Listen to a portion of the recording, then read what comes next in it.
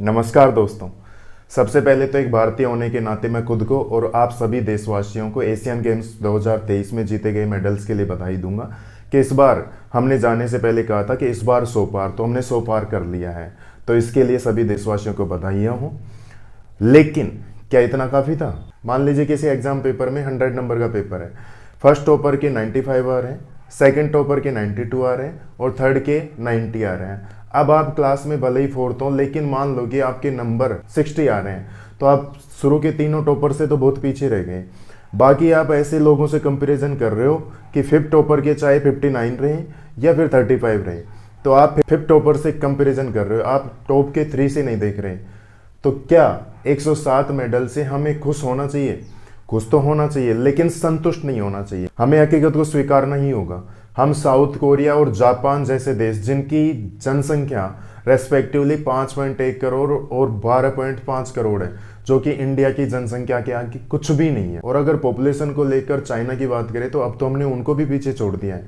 लेकिन Asian games और Olympics की अगर बात करें तो हम क्यों उनसे पीछे रह रहे हैं? टोक्यो ओलंपिक्स की बात करें तो हम चाइना ही क्या ऐसे देशों से भी बहुत पीछे रह गए हैं, जिनको वर्ल्ड मैप में ढूंढने निकलेंगे तो उनको ढूंढ भी नहीं पाएंगे, और बहुत से लोगों ने तो उनका नाम भी नहीं सुना होगा। और भारत जैसे देश ने केवल 7 मेडल जीते थे, जिनमें केवल 1 गोल्ड था। तो आखिर ओलंपिक्स और एशियन गेम्स में भारत मेडल क्यों नहीं जीत पाता? इसके पीछे के अगर कारणों की बात करेंगे तो शायद एक नहीं कई कारण निकल कर आएंगे, जैसे स्पोर्ट्स कल्चर का न होना, बजट का न होना, और सबसे बड़ी बात है फ्यूचर सिक्योरिटी को लेकर। बाकी सारे फील्ड ऐसे हैं जिनमें अगर आप एक टॉप लेवल पर नहीं पहुंच पाते तो आप छोटा मोटा काम करके अपना गुजारा कर ही लेते हैं, थोड़ी बहुत इनकम हो ही लेती है।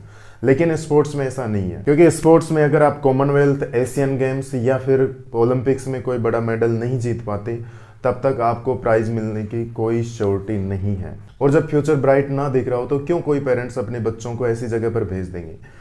और इतने बड़े लेवल पर विनर को तो अच्छी खासी राशि मिल जाती है, अच्छा खासा प्राइज मनी मिल जाता है, लेकिन हारने वाले को कुछ नहीं मिलता।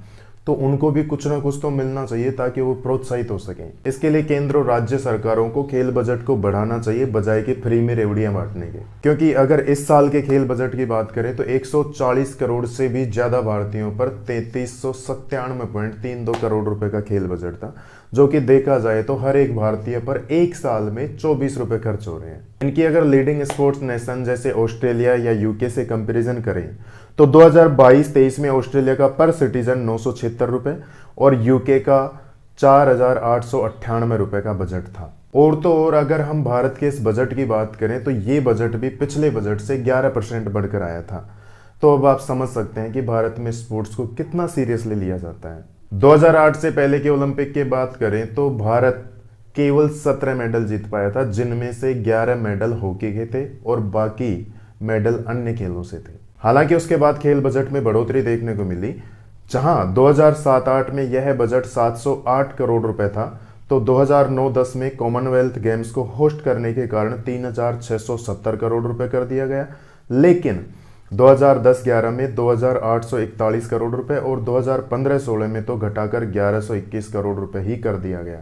हालांकि खेलो इंडिया प्रोग्राम स्टार्ट करने के बाद से बढ़ोतरी देखने को मिल रही है, लेकिन फिर भी इसको इतना पर्याप्त नहीं माना जा सकता। 2023-24 की बात करें तो खेलो इंडिया गेम्स में खेलो इंडिया यूथ गेम्स, खेलो इंडिया यूनिवर्सिटी गेम्स और खेलो इंडिया विंटर गेम्स ऑर्गेनाइज होंगे, जिनमें लगभग 10,000 खिलाड़ी से ज्यादा पार्टिसिपेट करेंगे। सरकार को जहां खेल बजट में बढ़ोतरी जारी रखनी चाहिए, वहीं खेल के बुनियादी ढांचे के विकास में निजी क्षेत्र की कंपनियों की भागीदारी को प्रोत्साहित करने पर भी विचार करना चाहिए। साथ ही सरकार को यह भी सुनिश्चित करने की आवश्यकता है कि खेल का बुनियादी ढांचा सभी सोशल और इकोनॉमिकल बैकग्राउंड के लिए उपलब्ध हो, मतलब अमीर हो या गरीब हो, सभी के लिए सभी टाइप के खेल उपलब्ध होने ही चाहिए। हालांकि भारत में हेल्दी और एक्टिव लाइफ स्टाइल के लिए ऐसी सुविधाएं बहुत ही कम है।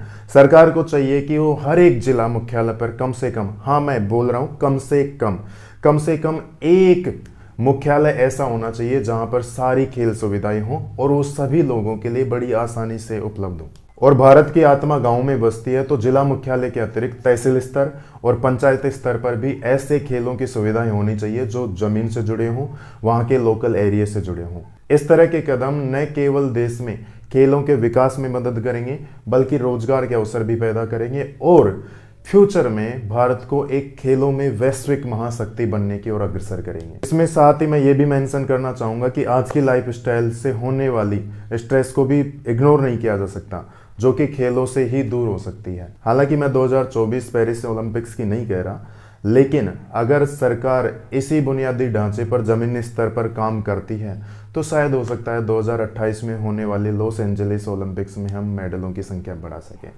जय हिंद, जय भारत, धन्यवाद।